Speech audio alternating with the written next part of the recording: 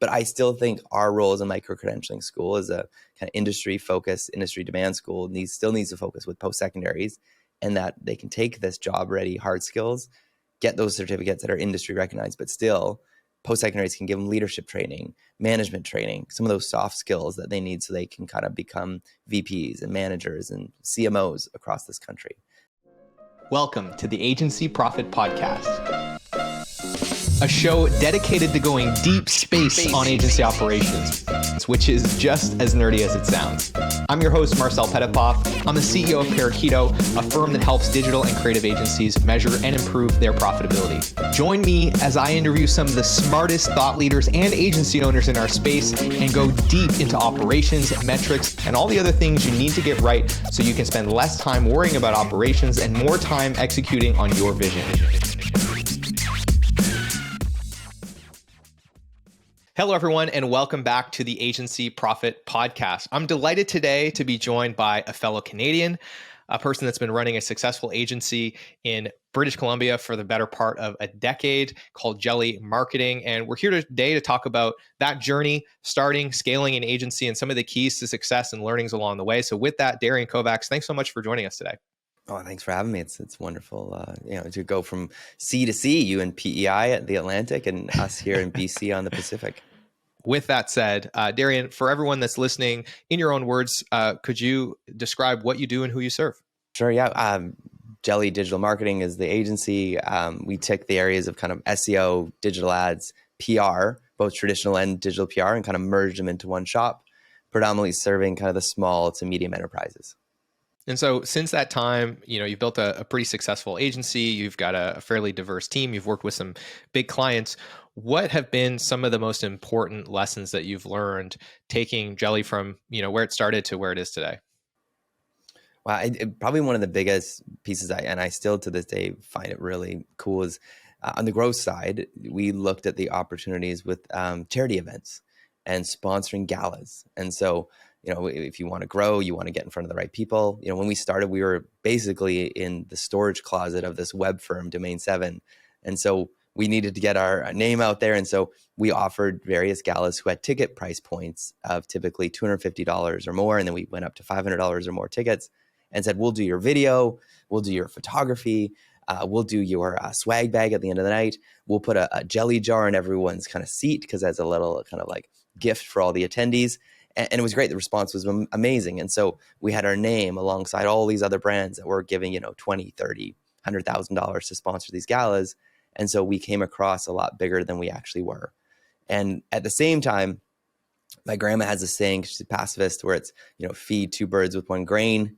There's a more violent version, but at the end of the night, you're able to, do something really good for the world at the end of the day. And let's just say we didn't get any leads from it. We still were able to give back to an amazing cause. And so we found causes kind of in the Lower Mainland in BC that we really believed in, and were able to help them have less expensive. They didn't have to hire a videographer, a photographer. They didn't have to worry about the swag bag.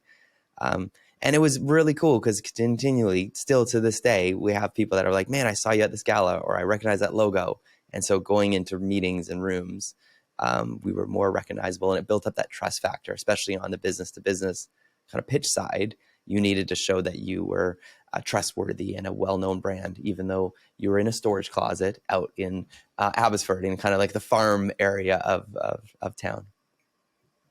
So I'm really curious, with your experience in the industry, a lot of stuff has changed in the last decade, both in the digital marketing landscape and the work that you do, but also in what it means to run a firm. What have been some of the biggest changes that you've had to adapt to over the last decade or so running a firm? And what do you see the future of running an agency looking like? Yeah, I'd probably say two big things we've seen. About 5 years ago, we had one of our clients come and say, hey, I want to learn some of the things that you do. I want to take some of it in-house. We're like, great. And they're like, where can I go to learn this? And at the time, there wasn't really a ton of options. BrainStation, Red Academy, and since then Red Academy has gone bankrupt, but and traditional schools weren't offering like SEO or digital ads training or Google Ads. And there was some stuff online, but she was like, I want some sort of hands-on education experience. So we offered to do that for her. And so we trained her in that. And we were like, hey, what if we try it again and train a few other our other clients? And then we started doing that for clients, groups of, wanted to learn what we do better. And in some cases, they kept us on as a client and just wanted to better understand what we do better.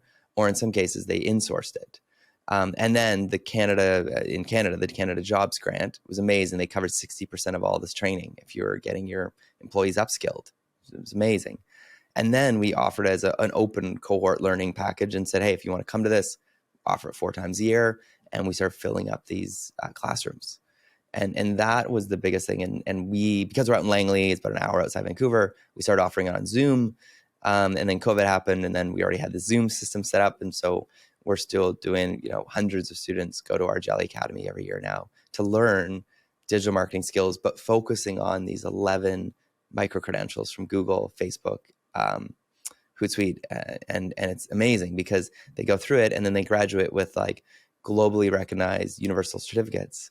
There was a TV show, it came out called Suits, and the character in it was practicing as a lawyer, but never actually passed the bar. It got famous because Meghan Markle was in the show, played his girlfriend, and then wife. But the idea is there's a ton of practicing digital marketers who have yet to get all their credentials. And so some people come to our school just to get those 11 credentials, and we just hold them accountable and help them through it. Or some people are trying to break into the market and use those credentials as a way to kind of bolster up their resume instead of having one branded certificate from maybe a university or college that maybe isn't known everywhere in the world. So that's interesting. It sounds like the insight there was that, over the last decade or so, the appetite for the clients wanting to actually learn more about digital and take on some of the scope of work has increased. And I think you're absolutely right about that. And I've seen other agencies, I think about Impact BND, mostly focused on inbound. They did a very similar thing where they shifted their whole business towards the client is doing the work and they're coaching them through it, and really leaned into this insight of like the thing that's most valuable about what we do is the strategy, the accountability, the framework, and the stuff that is undervalued and really that doesn't need to be within our scope of work is a lot of the execution. It sounds like you had a similar insight where it was like, hey, we don't see this appetite for clients wanting to have more ownership and control over the execution as a threat. We see it as an opportunity. And I think that that's an incredibly important insight with everything we're seeing going on with generative AI, which I think is going to accelerate what you just described. Because from my perspective, it's lowering the technical barrier to execution in all of these creative disciplines to a very, very large extent. I'm curious what your perspective is on that and how it ties into what we just talked about. Yeah, I still think like the credentialing, thankfully, all these groups, have created them like Meta and Hootsuite and Google. The credentials I think are just as, if not more important.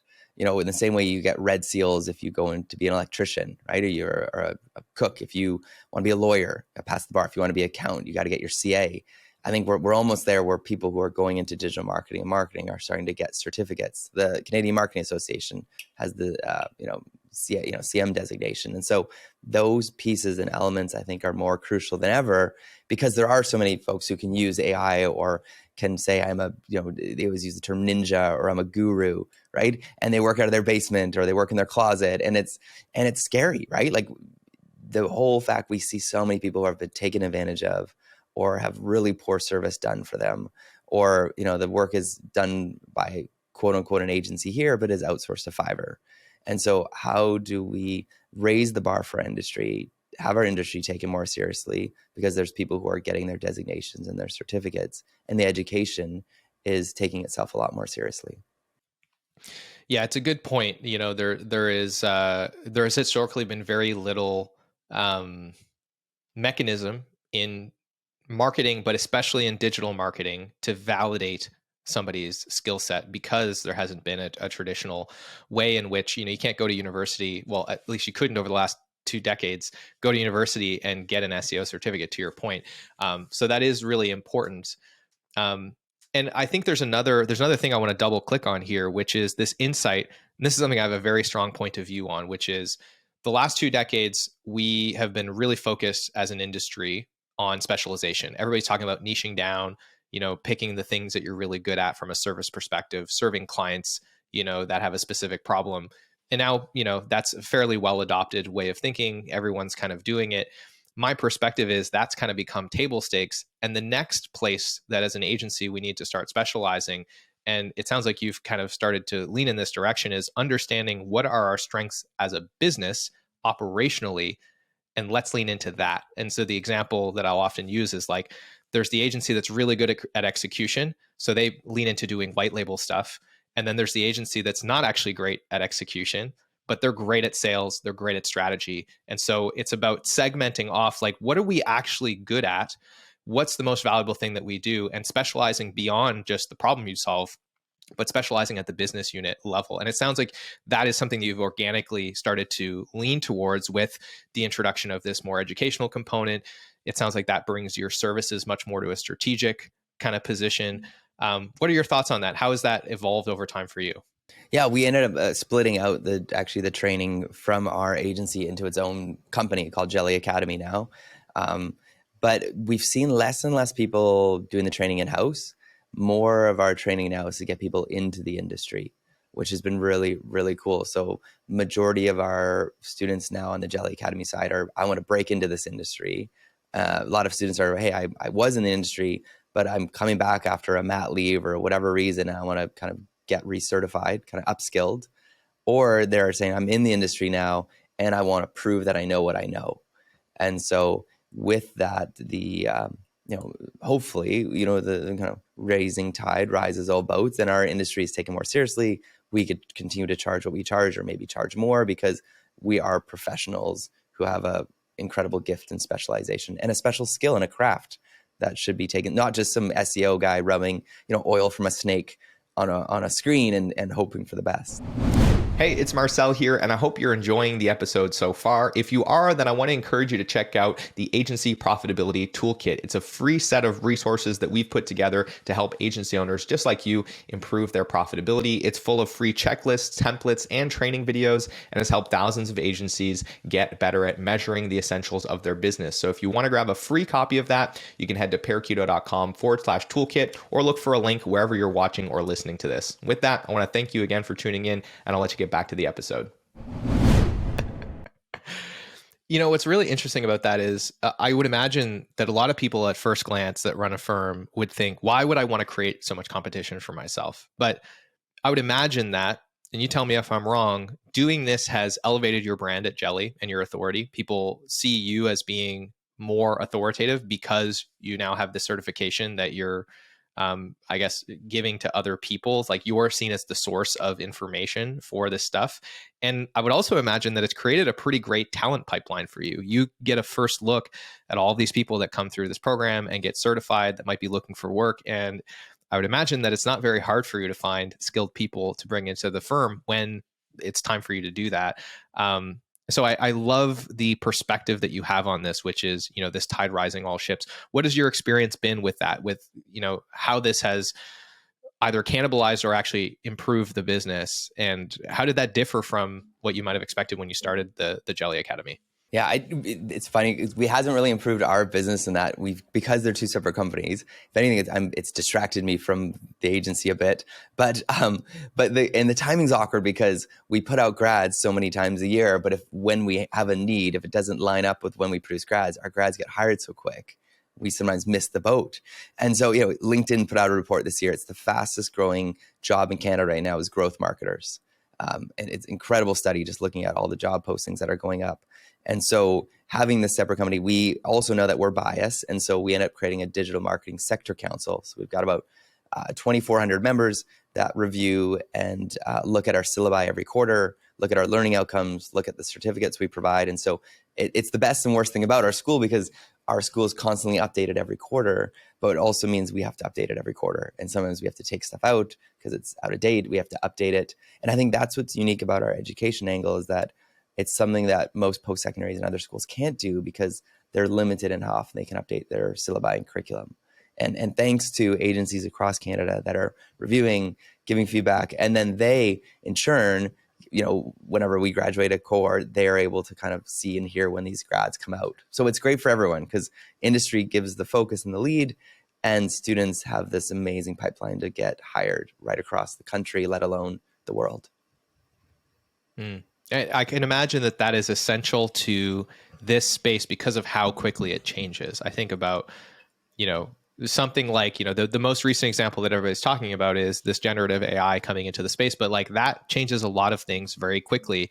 And I can only imagine how stale a curriculum would Oh, get if it was on the same kind of update cycle that you would see in traditional education. man, I contributed to, I won't say, but Canada, one of the largest textbook publishing companies in our country, and for a very important course. And I gave it, I said it with a caveat. I was like, hey, just, this is probably going to expire in like 3 months. And then by the time they published, it was like 8 months later. And I was like, man, everything I sent in, like 80% of it's like old, like expired. It's not relevant anymore. And so I do feel bad for, but it's the old model, right? And I think it's changing slowly. And so, but I still think our role as a micro-credentialing school, as a kind of industry-focused, industry demand school, still needs to focus with post-secondaries, and that they can take this job-ready hard skills, get those certificates that are industry recognized, but still post-secondaries can give them leadership training, management training, some of those soft skills that they need so they can kind of become VPs and managers and CMOs across this country. How do you see the kind of the prevalence of credentialing changing the industry landscape? If I think historically, the most dominant example of this has been HubSpot. Mm-hmm. They were kind of the first organization, I think, to really get mainstream adoption with credentialing. Part of that, you kind of had, Infusionsoft was doing some of this, and you saw a little bit of it, but it wasn't to the same scale. You've seen StoryBrand and a couple of other, organizations try to do this, but I don't think it's really gotten to a point yet where it's something that you have to have as an agency. How do you see that evolving over time, and the landscape for credentialing becoming the standard in the industry? Yeah. Or do you think that'll ever happen? I hope it. That's my dream and hope in the next 10 years, to kind of like push out the, quote unquote ninjas and gurus that have really kind of soiled our industry and caused us to have to, come into a client meeting a client who's been really hurt and damaged by someone who took advantage of them, right? Or a large media outlet that was like, we can do digital marketing. We'll just hire my nephew and niece, right? Who just graduated high school, and they know how to use the internet. They know how to surf the World Wide Web. And so we have to go in and kind of like, we have to charge less. They're hurt, they're broken. And we go into these more kind of contentious relationships. But if we can go in and say like, hey, this is where we're professional. And that's where groups like, I think, Google, and in some senses Meta, but Hootsuite as well. Hootsuite's unique one. Instead of them just promoting their product through their Hootsuite social media marketing certificate, they've kept it agnostic and generic. And the hard thing, some of HubSpots are good, like shout out to HubSpot, but some of it is very like product centered. And in the same way, Hootsuite has product centered training. But when a certificate can be generic, and the problem with Google is like, we can't get away from Google unless for some reason you're really into like seniors marketing and they all bing and that's your focus. But we all need Google Analytics. Like it's almost like going into work in Quebec or working with the government and you don't know French, right? So it's almost like if you're doing anything in marketing today, you at least need your Google Analytics certificate at the very least. And so at least that's become kind of the norm to say, this is the language of our industry, which is analytics. And it's been really cool in the sense that the second thing I was going to say that I've seen the shift in the industry is that I think since BLM and the awareness of kind of like diversity and lack of diversity in our industry is getting more diverse voices into our industry, and those credentials are able to open those doors. Whereas before, traditionally, you needs a post-secondary degree, or you need most people are realizing you don't need a post-secondary degree to get into digital marketing, get into agency work. And so, one of the biggest kind of shocks for me during kind of the last few years was we have a podcast called Marketing News Canada. We created like this little kind of publication on the side in order to get Heritage Canada funding and support. But we were like, hey, let's do a Marketing Hall of Fame award. It'd be really cool. It's something fun. Celebrate some rad people. And we're like, as you do, let's look at the competition. And we studied the existing, I think at the time it was 18 marketing awards across Canada in PR, communications, all of them. And every single jury member and winner in the last 3 years up to then were all white, only white. It was like a whites only club. And women only represent just less than 10% of those winners and jury members. And so I was shocked and really hurt and really sad because I thought I was part of this like super artsy, diverse, inclusive industry, right? And I was blind to it, right? And I felt bad that in my ignorance, I didn't realize that, our industry is just as racist as any other, right? And maybe I just thought we were beyond that, or because we're artists and creatives. But so we created an award and realized that like we had our first Canadian jury members that were not white ever, first winners that were non-white in a marketing award in Canada. And it was awesome, but also sad that we were the first. But we're trying to figure out, how do we get those diverse voices instead of just hiring consultancies to give you those diverse voices? What if you had them working at your agency, at your water cooler, on your Slack channel with you, on your Teams chat? Yeah. Yeah. It's a really important perspective. I'll be the first to admit, going through my own podcast guest list, you run through the list and I'm like, there's not a lot of diversity here. And of course, part of that is it's representative of the sample. And that is innately the challenge, right? How do we change that sample? How do we get more people involved in the industry and in leadership positions in the industry? Because, we recently did a speaker reel for me. And in doing that, we had to go through, a whole bunch of other podcasts that I've been on, and we had the same issue. The video came back and I was like, wow, this is alarming. Like, I didn't realize how bad it was until it was all compressed into like a 90-second video, and it was just a lot of homogeny. So I resonate with what you're saying. I don't, obviously, like, there's not a whole lot that I can say about this other than I've seen it. And I think that credentialing, does present a really good opportunity to introduce a way to get more of those people involved in the industry. What else do you think needs to change? What other things do you think can be effective in improving the representation of other groups in our industry? Yeah, I think even just this, right? Like, I might be your first Indigenous person on your show, which is very exciting, right? And, getting voices that are maybe not usually in the, mainstream outlets, but also I think maybe kind of even leaning in and intentionally saying, hey, we want to hire people to work at our agency that have a diverse perspective, because two things happen. One is you get a really creative, different perspective. And one cool thing about Indigenous people right across the country, when you hire them, they have an innate, really built-in skill and taught skill of storytelling. It's you get taught storytelling from a young age. You pass down story to story. Mentorship has always been a big part with elders in your community who have taught you things and passed on. And so you get this innately in a person. Secondly, you begin to see more creative ways and perspectives instead of getting kind of the typical same old creative ideas and perspectives and slants. All of a sudden, you're getting all these different slants and voices and sensitivities to days that our clients could be celebrating, to ways that we could look at an issue or things that we should be more sensitive to. And in turn, it makes your agency more profitable. It makes your agency more interesting when you go to pitch meetings, when you go to present ideas, when you go to service your client. If you show that you are an agency that has kind of a holistic look at life and holistic look at ways of looking at a problem, clients love it. And I want to echo, my experience with this as our team has gotten more diverse internally. The thing that's really stood out to me is how easy it is to not realize what you're missing out on by not having those voices at the table, because it's not about things that you're getting or not getting. It's like the things that you didn't think of before they were around to say, hey, have you thought about this? Hey, I noticed that there are only white dudes in this video. And it's like, I didn't even see it until you brought it up. And that is inherently the problem, right? We all kind of have our own perspective.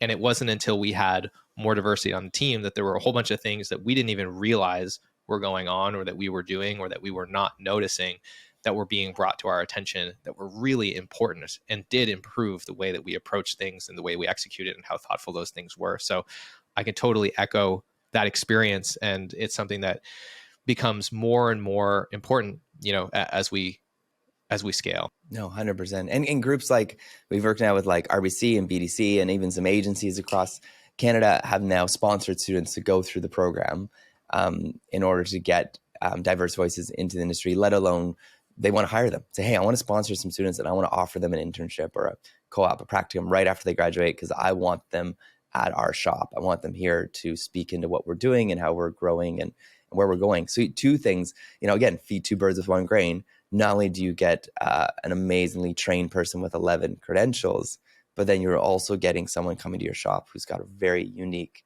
very I think, awesome perspective on life and storytelling and growth. Now, I don't know if we covered this in detail, but what was the impetus for starting the Jelly Academy? It was a client came to us and said, could you train me to do what you do in-house? And then we said, hey, I wonder if we could offer this as like a general classroom. And it just grew from there. When did you know that this was something that was going to have staying power, that you were going to really invest in? I think two things. One, COVID happened and we already had the course on Zoom, and we realized people were wanting to learn digital marketing because people were hyper rocketing into e-commerce. And then the second thing we saw was Red Academy went bankrupt. And I think this massive hole was in the market and opportunity.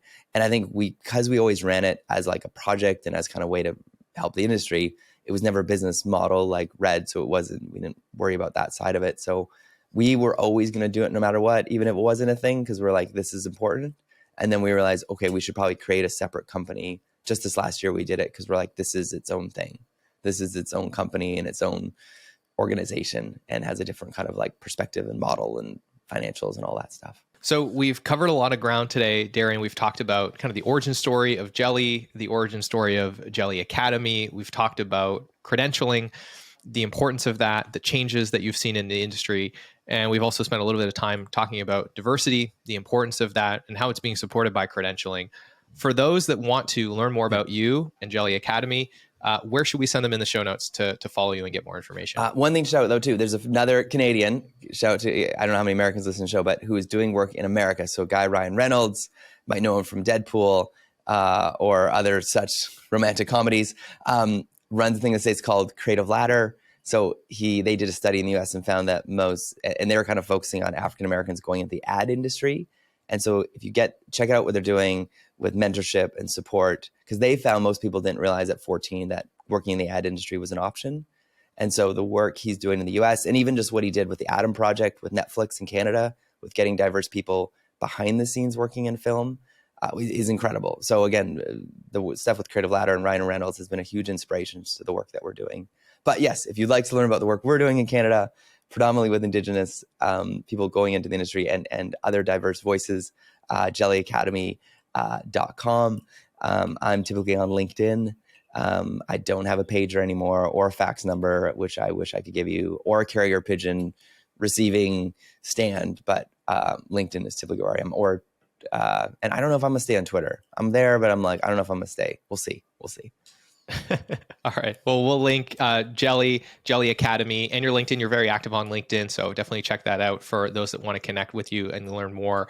Darian, I appreciate you making the time today. I really enjoyed our conversation, and I look forward to chatting again soon. Thank you.